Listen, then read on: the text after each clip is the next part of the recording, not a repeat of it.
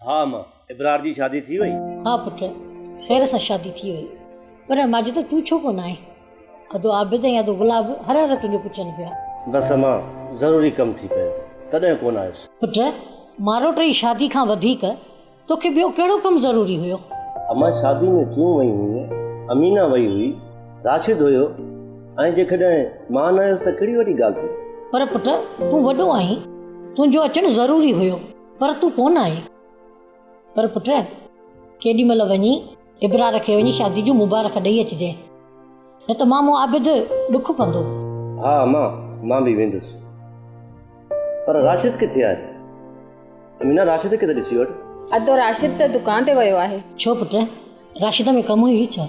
न मां, आउं बि हुनखे दुकान ते ई मोकिलियां।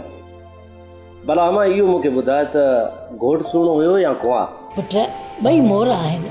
पोइ बि मासी, कुंवार घणी सुहिणी आहे। अमीना, घटि त इब्रार बि कोन आहे, बसि ॿई जोड़ आहिनि। अमीना सही थी चए अम्मा, किरन इब्रार खां वधीक सुहिणी आहे। उन जूं अखियूं ई त कमाल आहे। माजिद, इब्रार भला छा में घटि आहे?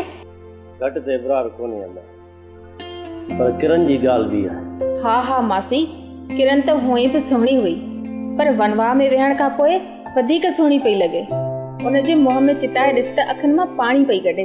हा, किरन आहे त राणी, पर इब्रार जो बि जोड़ अथसि। किरन जी सूंहं खे बि इब्रार कोन लॼाईंदो। मासी, किरन जे अॻियां इब्रार नौकर बि न सूंहे। जेकॾहिं पंहिंजाइप जी ॻाल्हि न हुजे त आहे मारोट बि मोर, पर किरन जी सूंहं जो बि मट कोन आहे, ॻाल्हि कबी हक़ जी। छोकिरियूं हुअं बि सुहिणियूं थींदियूं न मीना। इब्रार बि शहज़ादो आहे ऐं ॿियो त किरन जो सोट आहे।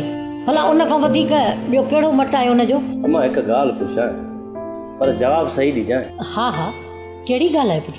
अम्मा, मारोट वधीक आहे या सोट? माजिद, मारोटनि जो संग बि ॾाढो मिठो आहे, पर सोटनि जो रिश्तो किथां लभे पुट? पर तूं छो थो पुछी माजिद? बसि अम्मा, ईअं पुछो मां, इन्हनि रिश्तनि में कहिड़ो फ़र्क़ु आहे? वाह मुंहिंजा मालिक वाह, काथे ख़ुशियुनि जा फसल था फुटनि त काथे दिलि जी धरती प्यासी आहे,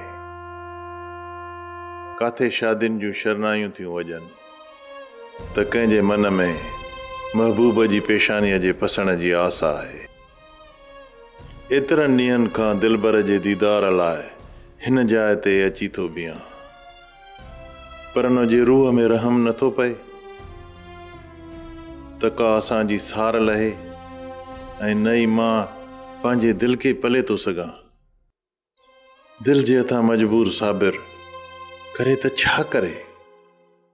ड्रामा सीरियल सिलसिला मोहब्बतुनि जा तमाम एपिसोड्स ॾिसो हाणे HD क्वालिटीअ में। विज़िट करियो असांजो YouTube channel Sindh TV HD drama. Subscribe कयो असांजो official YouTube channel Sindh TV HD drama ऐं वधीक अपडेट लाइ बेल आइकन खे क्लिक करियो।